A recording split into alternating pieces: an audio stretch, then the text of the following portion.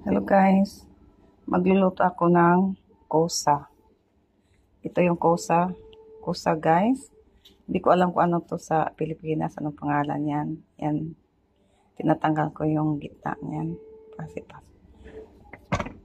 Ito guys, mga hiniwa ko ng maliliit. Yung sibuyas, bawang, kamatis, o green pepper.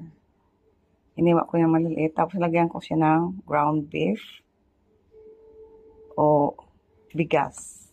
Ayan. Pinagsama-sama ko yan guys. Ngayon, ilalagay ko naman yung mga seasoning niya. Yung, lagyan ko siya ng sugar. Ito, Dips Roman. Dips Roman. Ayan. Guarnati. Dips Roman. And mix barat. Ayan, mix barat. Ayan mga ko ilalagay, mix barat, korkan, turmeric, black pepper, salt, ito, kamon, sugar, tomato paste, and lemon. Ayan, lemon. Tapos, i-mix ko yan sila lahat, guys.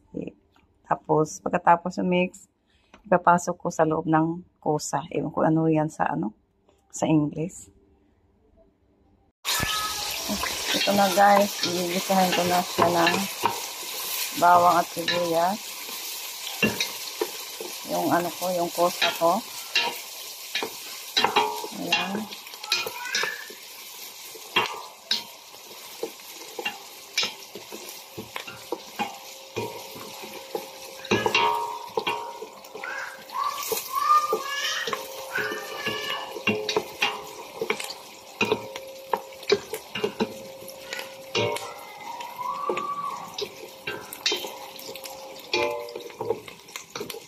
Tapos, meron akong hiniwa na, yung pinagtanggalan ko ng kosa.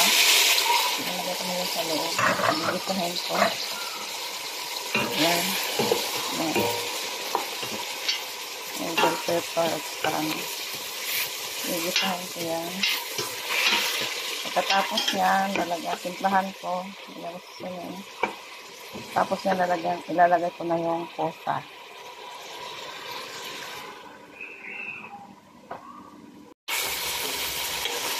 Ayan na guys, bigay ko na sa ayan.